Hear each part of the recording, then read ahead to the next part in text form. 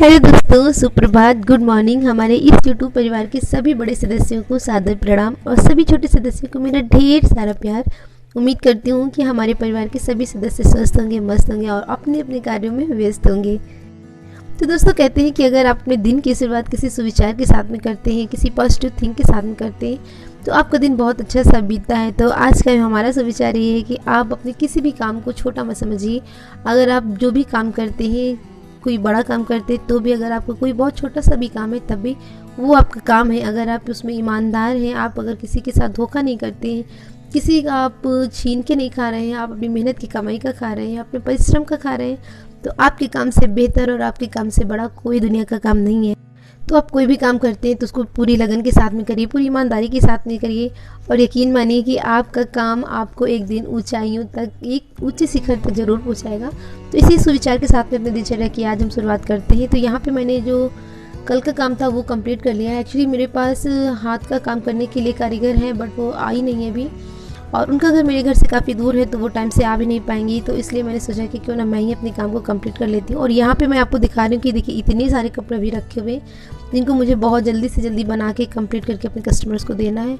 तो काम करते करते टाइम भी हो गया था और सुबह का मैंने कोई भी काम नहीं किया, यहाँ तक कि हमने अपने रूम में लगी मच्छरदानी तक नहीं हटाई थी। सुबह से मैं अपने काम में लग गई थी। तो यहाँ पे देखिए सारा मैंने काम कंप्लीट कर लिया है।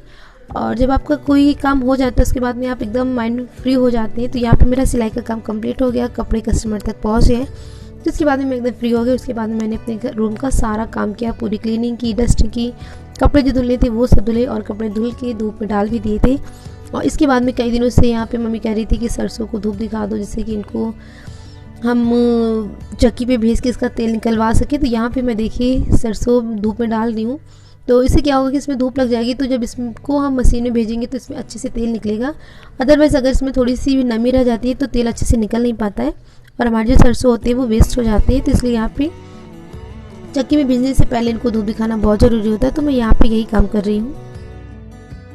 और यहाँ पे धूप में सरसों को डालते डालते मैं मम्मी से बात कर रही हूँ कि अभी हमारी होली की कोई भी तैयारी नहीं हुई, चिप्स, पापड़, कतरी कुछ भी हमने नहीं बनाए हैं। तो मैं मम्मी से यही बात कर रही हूँ कि आज हम लोग ये काम कर लेते, कल या परसों से 1-2 दिन में हम लोग अपने ये सारे काम निपटा लेंगे, इसमें पापड़ वगैरह बना लेंगे, क्योंकि फेस्टिवल है तो कुछ ना कुछ तो बनाना ही पड़ता है। वैसे रेडीमेड सब कुछ आ जाता है पर घर की बनी चीज़ की बात ही दूसरी होती है।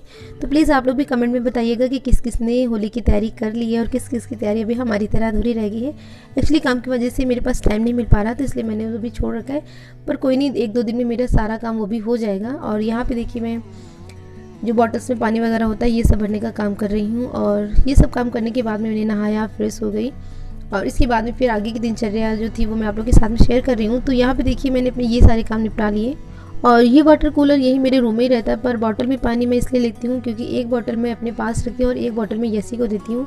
और हम लोग का टारगेट रहता है कि दिन में कम से कम हम 5 या 6 बोतल तो पानी इसका पी लें, क्योंकि तो इससे हमें एक आइडिया रहता है कि हमने कितनी बॉटल पानी पी लिया। तो इसलिए बॉटल में ही पानी भर के रखती हूँ। जैसे ही मेरी बॉटल का पानी ख़त्म हो जाता है तो मैं यसी को बताती हूँ कि तुम जल्दी से पानी फिनिश करो। और अगर यसी का पानी पहले ख़त्म हो जाता है बॉटल का तो वो मुझे याद दिलाती रहती है कि मौसमी आपने पानी नहीं फिनिश किया।